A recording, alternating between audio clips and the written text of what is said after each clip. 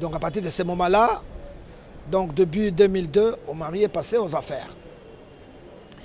Alors, au départ, le départ était faussé, dans la mesure où on a confectionné des statuts sur mesure. Des statuts taillés sur la taille des candidats, etc. Parce qu'il fallait se protéger. Alors ils ont monté ces statuts et ils ont cheminé avec ces statuts. Quand bien même il y aura un coup de pouce en 2007, ils ont essayé de faire semblant d'amender les statuts. Par contre, ils l'ont renforcé.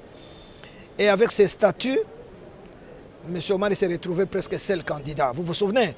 Il y avait un confrère qui venait s'amuser un peu pour être son concurrent, mais les critères n'étaient pas par rapport à ces statuts.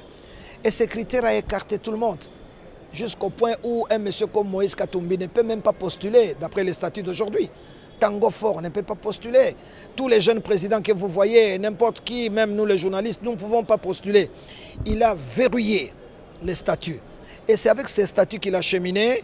Et finalement, il s'est retrouvé en position d'un dictateur. Il s'est arrangé. Il a bien assis sa dictature. Et il a neutralisé tout le monde. Les autres membres du comité ne parlaient presque pas jusqu'à sa démission. C'était dur.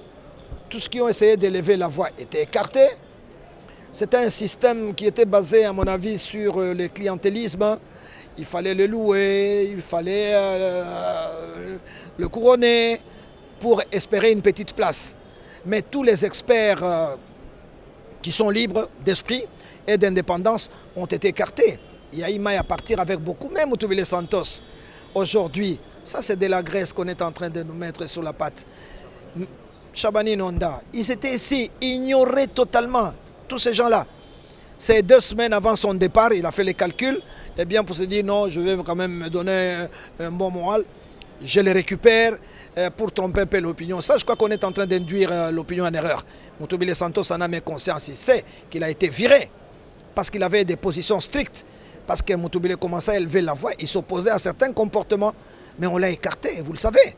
Même à un moment donné, on avait besoin de lui, non, on l'a écarté. Mais maintenant, on fait semblant, on dit Moutoubile Santos vient, Chabani Nonda vient, Ilunga Erita. Mais ces gens-là ont existé depuis longtemps.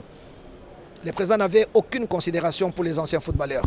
Nous avons fait des débats avec le vieux Nguyenibungi qui est mort, tout ça, qui était à la tête d'un grand mouvement révolutionnaire des anciens internationaux. Il n'était pas pris en considération. Le vieux Kalala Mukendi qui est parti, qui était directeur technique national, il a été humilié parce qu'il voulait amener certaines réformes au niveau de la direction technique.